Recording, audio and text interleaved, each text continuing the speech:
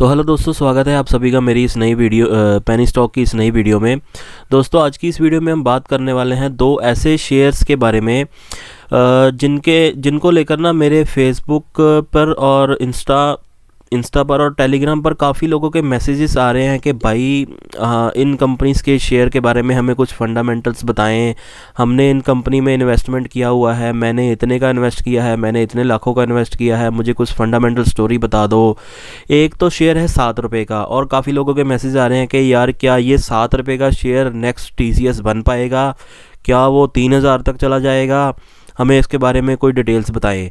तो दोस्तों आज की इस वीडियो में मैं आपके साथ उन कंपनीज़ की कुछ फंडामेंटल्स और कुछ रिसर्च बेस्ड स्टडी करूं, उससे पहले रिसर्च बेस्ड स्टडी शेयर करूं उससे पहले अगर आप मेरे YouTube चैनल पे अभी भी नए हैं तो इस IPO वाले चैनल को जल्दी से जाके सब्सक्राइब बटन को प्रेस करके सब्सक्राइब कर लीजिएगा।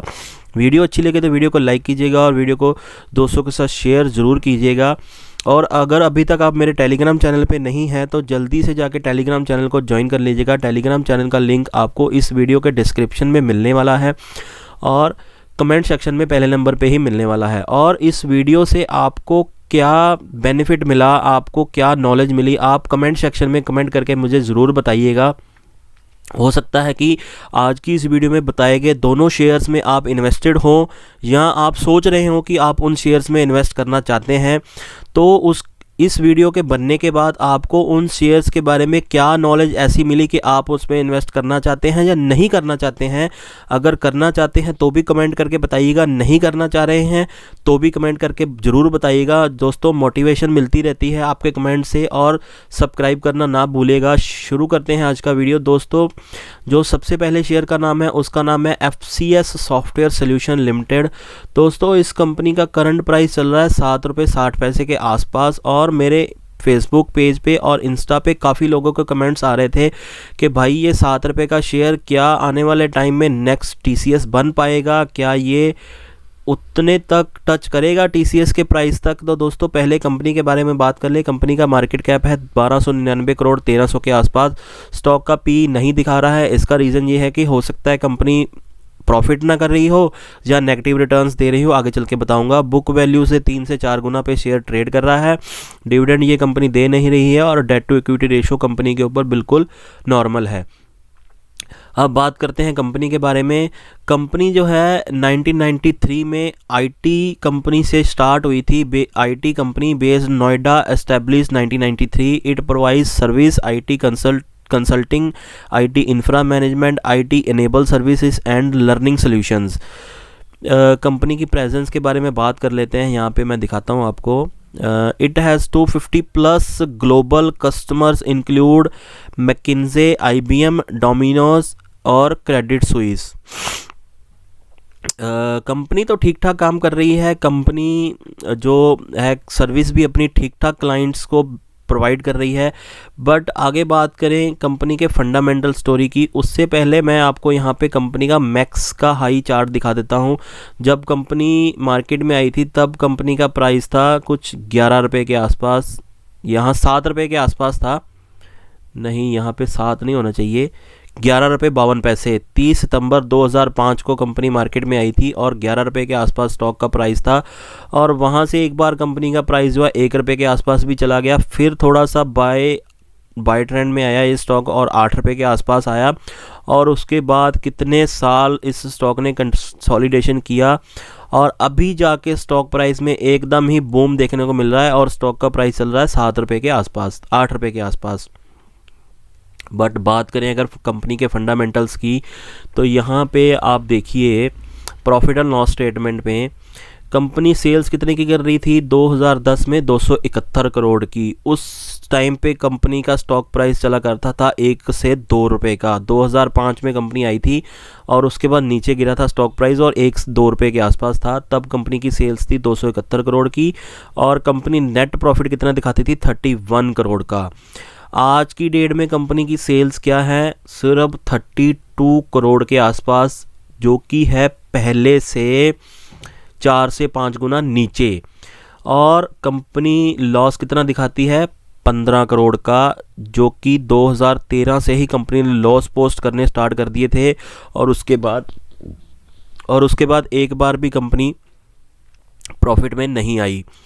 तो दोस्तों काफ़ी लोग कह रहे थे कि कंपनी जो है मल्टीबैगर बन जाएगी, इसका शेयर रॉकेट हो जाएगा। मैं आपके साथ ना इसकी आज पूरी फंडामेंटल स्टोरी शेयर करने वाला हूँ। आप देख सकते हैं यहाँ पे कि कंपनी के ऊपर खर्चे जो पहले सेल्स के हिसाब से थे तो खर्चे भी थे, आज की डेट में सेल नहीं है तो खर्चे फिर भी कंपनी के ऊपर हैं। 32 करोड़ की सेल करके कंपनी 30 करोड़ का खर्चा ले रही है।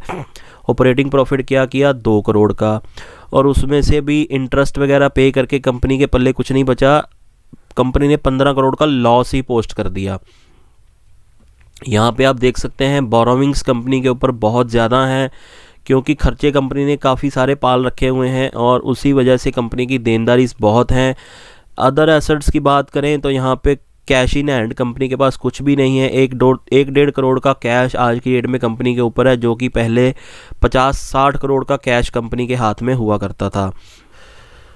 और बात करें यहाँ पे कंपनी के प्रमोटर्स की होल्डिंग की, तो आप देख सकते हैं जैसे मैंने पहले ही आपको बताया कि प्रमोटर की होल्डिंग जो है 19% के आसपास 2018 से ही चल रही है, और 2018 से ही उतनी ही स्टेबल प्रमोटर्स की होल्डिंग चल रही है।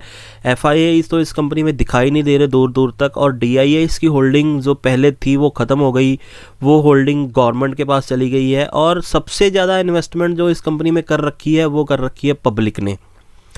अब दोस्तों जिस कंपनी के प्रमोटर ही अपनी कंपनी के स्टॉक्स के ऊपर फेथ नहीं दिखा रहे और काफ़ी टाइम से उतनी ही होल्डिंग्स होल्ड करके बैठे हुए हैं, उसमें से भी कुछ होल्डिंग आई थिंक शायद यहाँ पे प्लेज होगी, नहीं प्लेज तो यहाँ पे कुछ नहीं है, पर प्रमोटर्स की होल्डिंग ना बढ़ना भी एक बहुत बड़ा रीज़न हो सकता है कि कंपनी के प्रमोटर्स का ही फेथ अपनी कंपनी के ऊपर नहीं है, जो कि अपनी ही कंपनी में होल्डिंग्स नहीं बढ़ा रहे हैं।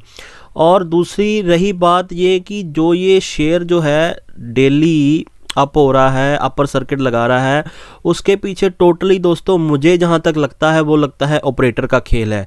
क्योंकि अगर हम बात करें शेयर का प्राइस, 1 मिनट, 2009-10 के आसपास शेयर प्राइस यहाँ पे आप देख सकते हैं कितना था,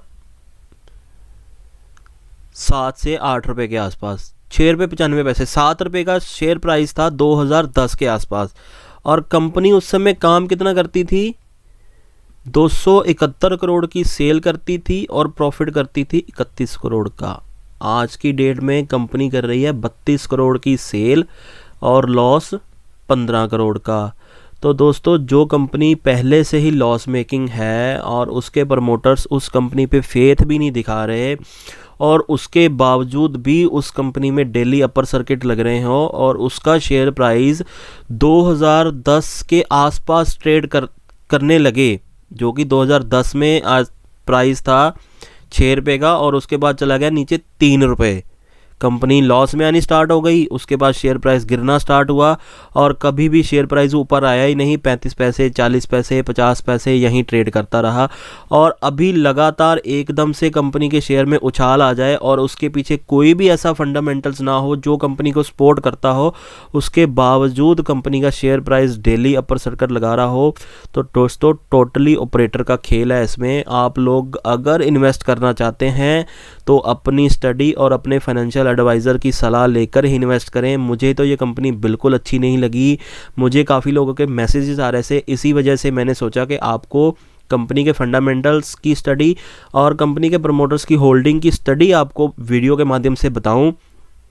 तो दोस्तों ये थी पहली कंपनी, और ऐसी ही एक और कंपनी जिसका नाम है GTL इंफ्रास्ट्रक्चर लिमिटेड। इसके बारे में भी मुझे काफ़ी लोगों के मैसेजेस आ रहे हैं कि हमें कंपनी के बारे में कुछ डिटेल्स बताएं, हम इसमें लाखों रुपए इन्वेस्ट करना चाहते हैं। तो दोस्तों आपको बता दूं कि कंपनी का मार्केट कैप है 2777 करोड़ का और करंट प्राइस चल रहा है 2 रुपये 20 पैसे का। हाई लगाया है इसने 52 वीक्स पहले 4 रुपये 90 पैसे और लो लगाया 65 पैसे का।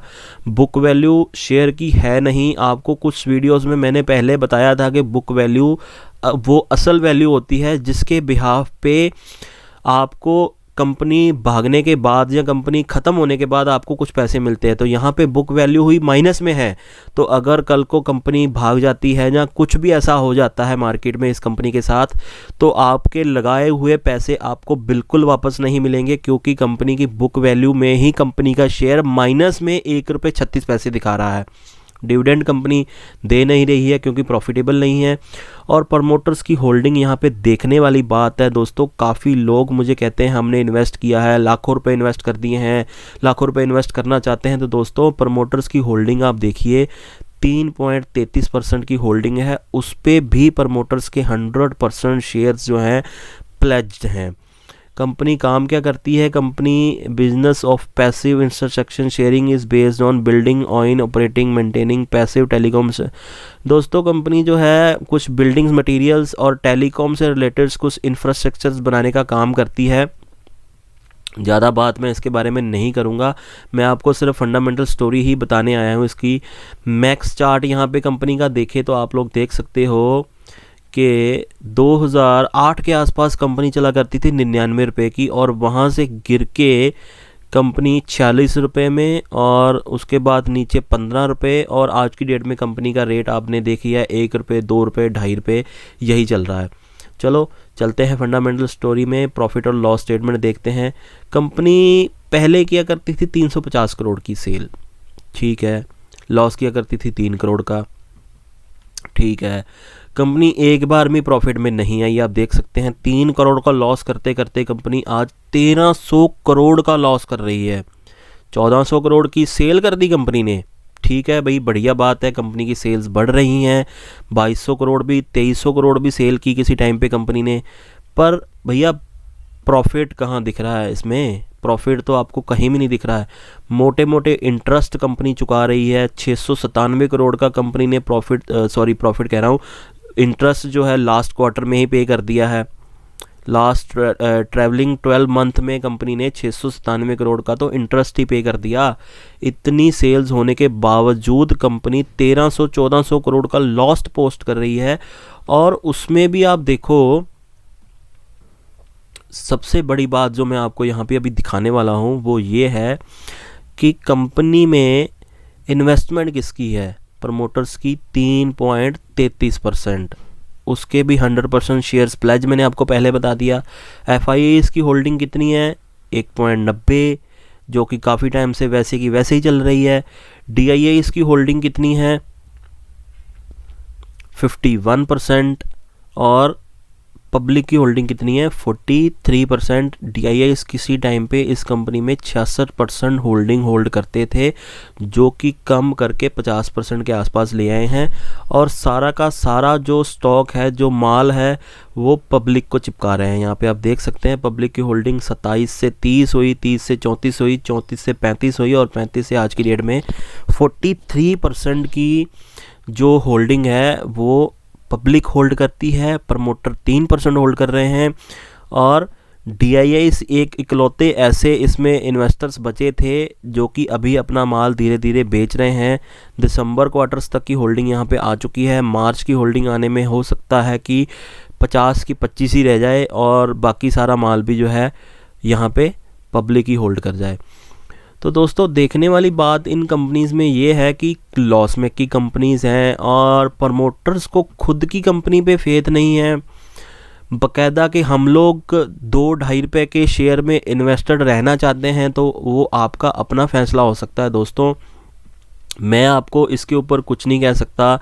मैं आपको सिर्फ किसी भी कंपनी की फंडामेंटल स्टोरी ही शेयर कर सकता हूँ कि वाकई ही कंपनी में दम है या नहीं है। अगर आपको अच्छा लगता है ये शेयर, तो आप अपने बिहाफ पे इस शेयर में इन्वेस्टेड रह सकते हैं। मैं आपको इन दोनों कंपनीज़ में किसी तरह की कोई इन्वेस्टमेंट टिप, कोई बाइंग रिकमेंडेशन नहीं दे रहा हूं। मैंने ये वीडियो इसलिए बनाया था कि आपको इन दोनों कंपनीज़ की जो है फंडामेंटल्स स्टोरी शेयर कर सकूं। काफ़ी लोग कह रहे थे कि हमें फंडामेंटल्स बताइए, तो मैंने आप सभी को फंडामेंटल्स बताए कि कंपनीज़ लॉस मेकिंग है, आज तक कंपनी में प्रॉफिट किसी तरह का देखने को नहीं मिल रहा है, प्रमोटर्स का फेथ अपनी कंपनी में नहीं है, उसके बाकायदा कि आप लोग इसमें इन्वेस्ट रहना चाहते हैं तो आप अपनी मर्ज़ी से इन्वेस्टर रह सकते हैं। दोस्तों आज की वीडियो में बस इतना ही, मिलते हैं नेक्स्ट वीडियो में।